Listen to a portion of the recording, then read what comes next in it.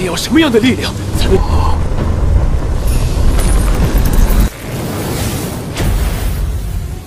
Halo para pecinta film Donghua. So, bagaimana kabar kalian? Semoga kalian dalam keadaan yang baik-baik saja.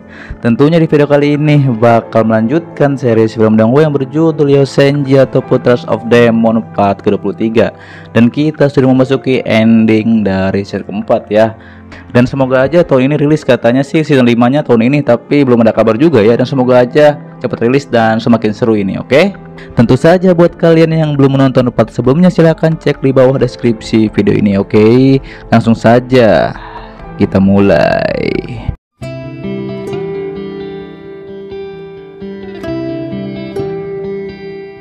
Di lanjutan series ini kita diperlihatkan Duan sedang menahan rasa sakit yang luar biasa, dan itu adalah efek dari pil yang diberikan oleh Nelly. Setelah hal tersebut, Piao dan yang lainnya pun muncul. Mereka mau bertanya apa Nelly benar menguji obatnya pada Duan. Nelly pun mengatakan ia hanya memberi kesempatan pada Duan. Lalu Nelly pun menyuruh semuanya berlatih saja. Namun Piao pun memberitahu bahwa kristal darah yang sebelumnya sudah dikumpulkan sudah dihabiskan oleh Ning Er. Kemudian Nelly pun menyadari bahwa sekarang kekuatan jiwa Ning Er semakin lebih kuat. Terlebih yang lainnya pun akan segera menyusul. Dikatakan oleh Nelly ia akan mengumpulkan kristal merah darah. Dia juga akan pergi ke pertambangan, dan itu untuk menemukan batu roh. Setelah hal tersebut, terlihat di pertambangan ada seorang anak yang melindungi kakeknya. Diketahui kakeknya sedang disiksa oleh penjaga. Namun ketika penjaga tersebut akan mencabuk kembali, muncullah Nelly. Nelly pun langsung saja menahannya. Lalu Nelly pun memperkenalkan dirinya sebagai tamu dari keluarga sayap perak. Tak lama setelah hal tersebut, muncul kembali Hong Yu. Ia pun mengatakan bahwa itu benar, bahwa Leido adalah tamu kehormatan. Diketahui nama penjaga itu adalah si Kongju. Ia pun memberitahu agar Leido tak ikut campur masalah ini. Terlebih Hong Yu pun menanyakan kenapa Leido membela mereka yang hanya budak. Terlihat ia juga mengancam Nelly. Kalau Nelly melakukan hal tersebut itu tak bagus. Terlebih kata Nelly ia kekurangan bahan obat, dan ia ingin mengambil anak tersebut. Namun Hong Yu bilang bahwa mereka hanya budak. Ternyata mereka sudah dicap segel darah. Kalaupun mereka lari, tak lama mereka akan mati. Mendengar hal tersebut, Nelly pun menjadi terkejut. Ditambah lagi setelah segel darah ditanamkan akan disiksa setiap malam. Lalu Nelly pun menanyakan nama anak tersebut. Tapi tiba-tiba saja Nelly memberikan anak tersebut kultivasi, dan itu tergantung dirinya sendiri.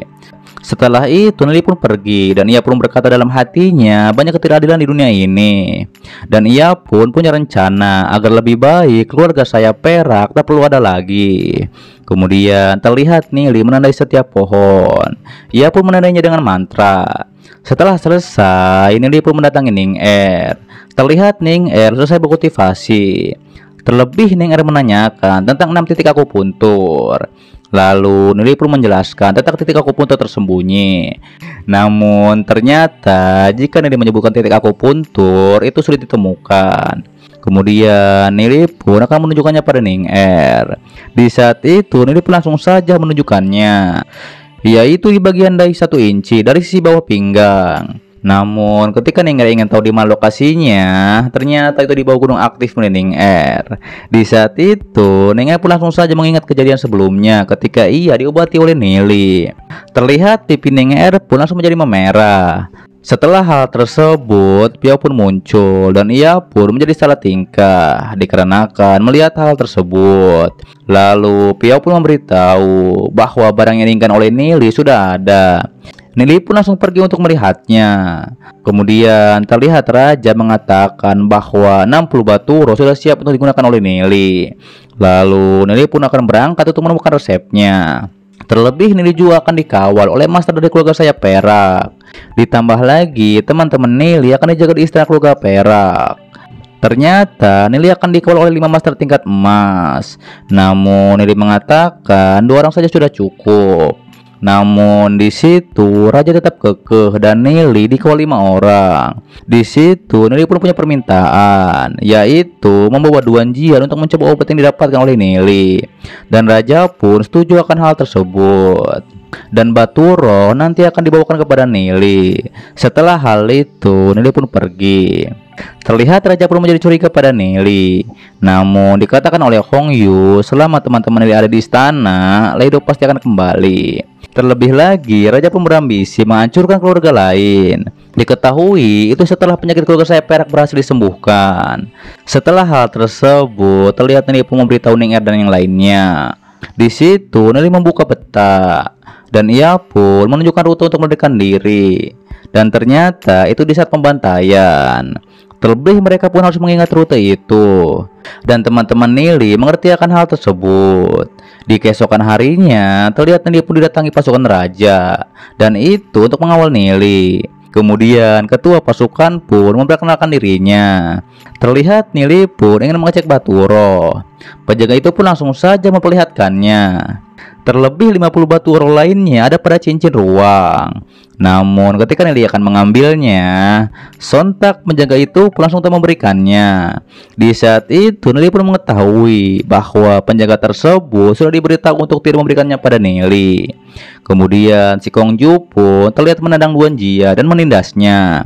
Sontak Duan Jia pun akan mengamuk. Di saat itu Nili pun menyadari kalau terus seperti ini latihan Duan Jia akan terhapus.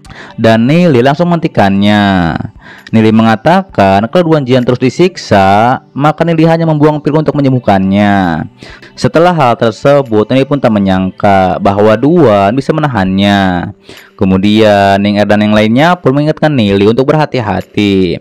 Sementara itu ketika Nili berangkat, terlihat Raja melihat Leido dan ia pun akan membunuh Leido ketika ia kembali membawa penawar itu. Hal itu pun didukung oleh Hong Yu. Namun ternyata yang ingin Raja habisi adalah Duan Jian. Dikarenakan jika tak dihabisi, Raja merasa tak nyaman. Berpindah pada para pengawal Nili, terlihat mereka sedang menghabisi para hantu merah. Diketahui mereka menghalangi jalan. Terlihat si Kongju yang melihat hal tersebut, ia pun menjadi kesal dan menyalahkan Nili. Pada akhirnya, ia pun turun tangan. Dan itu untuk menghabisi para pasukan merah tersebut. Setelah itu, Nili pun menyuruh Duan Jian beraksi. Sontak Duan Jian pun langsung lepas dari rantai emas hitam. Terlihat si Kongju yang melihat hal tersebut, ia pun terpercaya dan menyuruh bawahannya cepat habisi Duan Jian. Para penjaga pun langsung menyerang Duan Jian. Namun tak disangka tubuh Duan Jian sangatlah kuat. Di situ Nili pun tahu bahwa ras naga milik Duan Jian bahkan lebih kuat dari baja.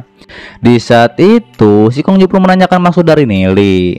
Namun kata Nili, ia hanya melihat Duan Jian membalas dendam. Dan itu tak ada hubungannya dengan Nili. Lalu Duan Jian pun mencekik salah satu penjaga. Di saat itu ia pun langsung mengingat ketika orang tuanya ditindas oleh raja dan juga keluarga saya perak. Terlihat Duan Jian pun akan menghabisi mereka semua yang telah menindas kedua orang tuanya. Terlihat Nili yang melihat hal tersebut, ia pun mengerti keadaan Jian. Ia juga mendukung Jian untuk membalas dendam. Kemudian Nili pun berubah menjadi panda dan ia pun langsung saja menyerang si Kongju. Sontak si Kongju pun menyadari telah ditipu oleh Nili. Setelah itu si Kongju pun ketakutan ketika ia akan dihabisi oleh Duan Jian. Si Kongju pun meminta ampun pada Duan Jian. Namun Duan Jian tentunya tak akan pernah memberikan ampun. Pada akhirnya si Kongju pun tak takut dan ia akan melawan Jian. Dan itu memakai kristal darah merah. Terlihat Nili pun mengetahui bahwa kristal tersebut belum dimurnikan dan pastinya memiliki efek yang besar. Kemudian terjadilah pertarungan di antara mereka.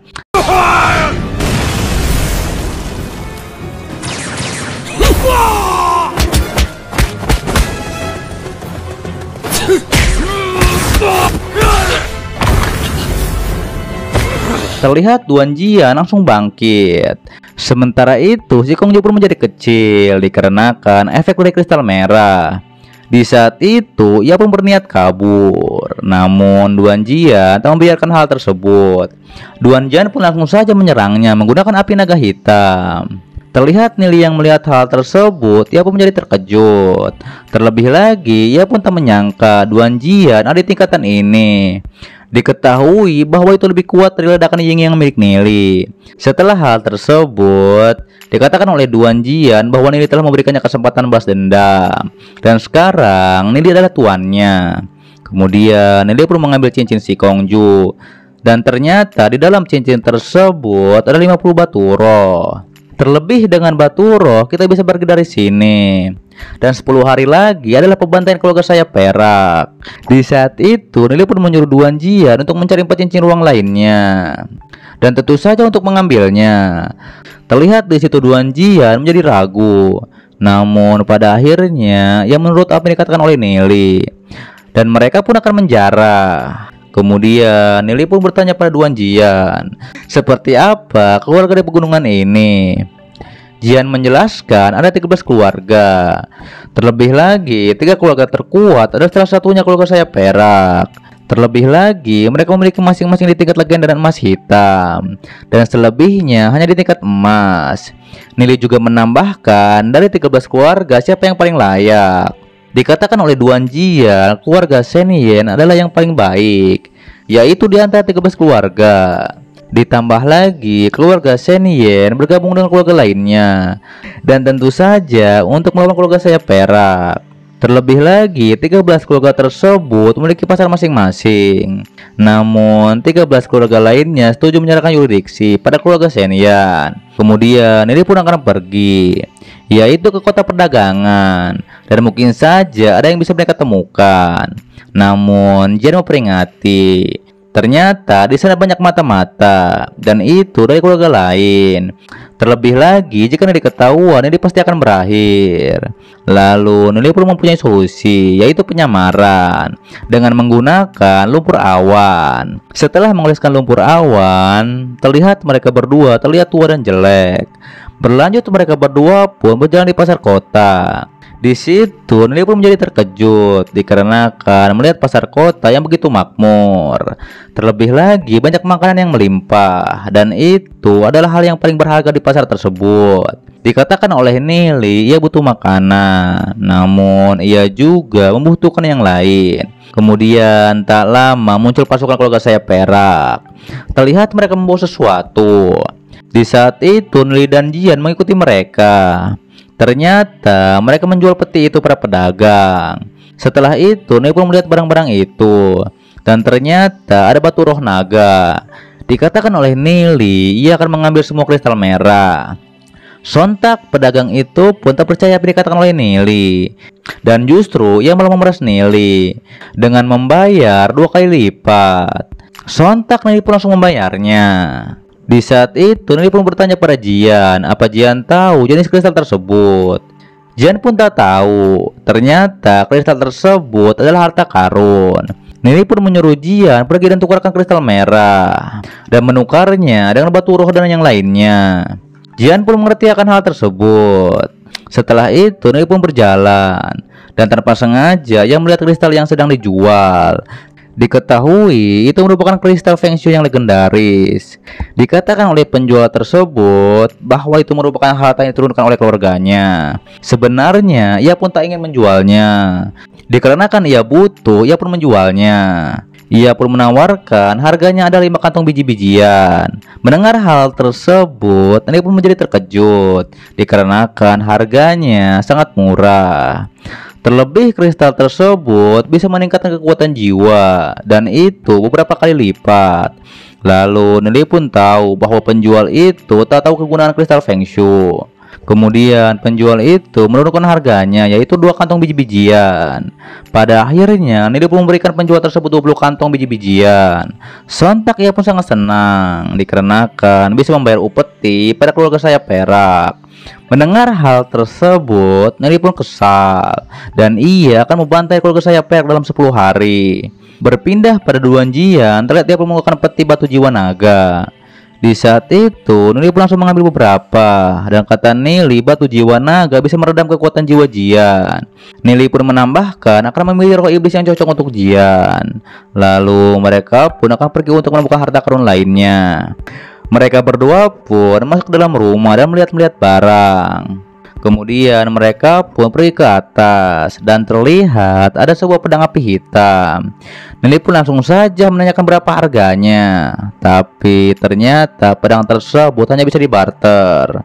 Sontak Nelly pun memberikan pil asosiasi, namun pedagang tersebut memanfaatkan keadaan dan meminta 200 pil jiwa untuk menukarkannya dengan pedang api hitam. Dan pada akhirnya Nelly pun mendapatkan pedang tersebut. Namun ia justru memberikannya pada Jian dikarenakan itu cocok untuknya. Lalu pedagang itu pun menghampiri Nelly dan mengatakan bahwa Nelly adalah seorang alkemis. Nelly pun membenarkan hal tersebut. Pedagang itu pun langsung mengenalkan dirinya bahwa ia adalah Lifu. Ia juga menanyakan nama Nelly dan keluarganya. Di situ Nelly pun menjaga rahasia dan pedagang itu tak perlu tahu tentang Nelly. Terlebih lagi, Lifu juga menawarkan Nelly, yaitu menjadi alkemis di keluarga Shenyan. Namun Nelly pun bilang ia tak ingin dibatasi. Ia kemari untuk memilih barang yang ia suka. Mendengar hal tersebut, Lifu menjadi heran pada Nelly. Lalu Nelly pun pergi ke atas. Di saat itu ia pun dihalangi. Pada akhirnya ia pun bisa masuk. Dan ia pun tahu tak banyak orang yang boleh naik ke atas. Terlebih pastinya banyak harta yang langka sebelum era kegelapan. Kemudian Nelly pun mengecek gulungan.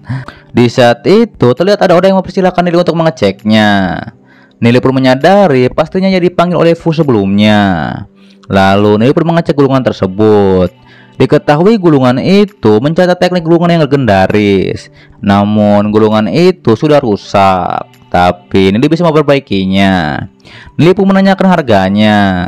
Nelly mengatakan ia bisa membacanya, tapi tanpa diduga gulungan tersebut diberikan secara gratis. Terlihat Nelly pun tak mau, ia pun ingin menukarnya dengan botol pil. Hal itu pun membuat pemuda tersebut, ia pun ingin merekrut Nelly dalam keluarganya. Setelah itu, pemuda itu pun tahu bahwa ini merupakan pil pemadaman jiwa, dan ia pun langsung menerimanya. Terlebih di masa depan, dikatakan oleh Nelly bahwa ia ingin berbisnis dengan keluarga Shenyan. Lalu Nelly pun ingin mengecek harta karun yang lainnya. Kemudian pemuda itu pun menunjukkan harta langka yang lainnya. Di saat itu Nelly pun melihat barang yang langka, dan ternyata itu adalah senjata tanpa atribut. Diketahui senjata itu dengan mudah bisa menembus pertahanan lawan. Ditambah lagi itu juga tidak terlihat. Sontak Nelly pun mengatakan ia harus membelinya. Namun pemuda tersebut bilang bahwa ia tak ingin menjualnya, dikarenakan itu adalah amanat dari tetua klan. Nelly memberitahu bahwa senjata tersebut adalah kristal Dewa Tianyi. Terlebih untuk mengaktifkannya butuh seorang master yang tidak mempunyai atribut jiwa. Ditambah lagi kalaupun terus menyimpannya itu tak berguna. Terlihat di situ Nelly membujuk pria tersebut agar mau membaternya dengan pil pengeras jiwa. Kemudian pemuda itu pun ingin 100 botol pil pengeras jiwa. Namun Nelly mengatakan ia hanya punya 50 botol. Di saat itu pemuda itu pun menawarkan 50 botol untuk membuatnya di keluarga Shenyan. Sontak Nelly pun mengatakan bahwa ia tak ingin dibatasi. Terlebih lagi Nelly juga menambahkan yaitu pil api merah. Namun pemuda tersebut ingin 3 pil api merah, dan pada akhirnya mereka pun bersepakat. Lalu Nelly pun mengatakan ia akan datang kembali jika keluarga Shenyan memiliki harta yang langka. Setelah hal tersebut mereka berdua pun pergi. Ketika di jalan, Jian pun mempertanyakan kenapa Nelly menukar pil dengan barang yang tak berguna, dan itu tentu saja membuat rugi. Sontak Nelly pun menunjukkan ribuan pil, dan Jian bisa memakainya. Setelah itu mereka berdua pun masuk ke dalam rumah. Terlihat di situ Nelly membuka gulungan. Terlihat ia pun menggunakan obat pembersih, dan itu untuk membaca tulisan kuno tersebut. Diketahui ternyata ini adalah kutukan terlarang yang legendaris. Terlebih lagi itu bisa memanggil binatang kuno. Nelly pun menjelaskan bahwa banyak dunia lain yang kita tinggali, seperti dunia dimensi. Dan kata Nelly, dunia dimensi banyak salju petir dan yang lainnya. Ditambah lagi mantra terlarang pemanggil diketahui itu untuk memanggil makhluk terkuat dari dimensi ini. Namun jika kekuatan pemanggil tak cukup, ternyata itu bisa di luar kendali. Jian pun menduga bahwa Nili tak mungkin berbohong padanya. Lalu Nili pun mengecek pisau terbang. Ternyata umur pisau tersebut sekitar 10.000 tahun. Di saat itu, Nili pun mengalirkan kekuatan jiwanya pada pisau itu. Dan ternyata, tiap pisau terbang memiliki nama lengkap yang berbeda. Di saat itu, Nili pun menjelaskan bahwa tujuan teknik Tian Yi adalah untuk menyembunyikan kekuatan ini. Terlebih lagi, sekarang kekuatan jiwa juga sudah melekat pada pisau terbang. Kemudian terlihat Nili langsung menunjukkannya bahwa ini adalah senjata rahasia. Setelah hal tersebut, Nili pun menyuruh Jian untuk beristirahat di kamarnya. Sementara itu, Nili berkultivasi bersama pisau terbang. Nili pun menyadari ia akan mencapai emas bintang 2 dalam beberapa hari. Terlihat Jian juga berkultivasi, dan kata Nili, darah naga Jian akan membantunya naik ke rank emas hitam. Terlebih fisik Jian sebanding dengan master tingkat legenda. Namun jika kultivasinya mencapai tingkat emas hitam, di saat itu Nili pun menyadari cepat atau lambat ia akan memberikan kesempatan besar bagi Jian. Nili pun sadar bahwa ia tak bisa mencapai puncak sendirian. Terlebih lagi, Nili pun harus mengandalkan seseorang. Sama halnya seperti yang Kaisar Kongming katakan pada Nili, yaitu tentang kehidupan. Di keesokan harinya, Nili dan Jian bersiap untuk menjemput Ning Er dan yang lainnya. Di saat itu, terlihat ada kakek tua. Kakek tua itu pun mudah mengalahkan pria besar. Di saat itu, Nili pun menyadari bahwa kakek tua itu ia ada di tingkat legenda atau selebihnya. Nili pun tahu pak tua tersebut adalah salah satu pewaris Kaisar Kongming. Namun, Nili pun menjadi khawatir.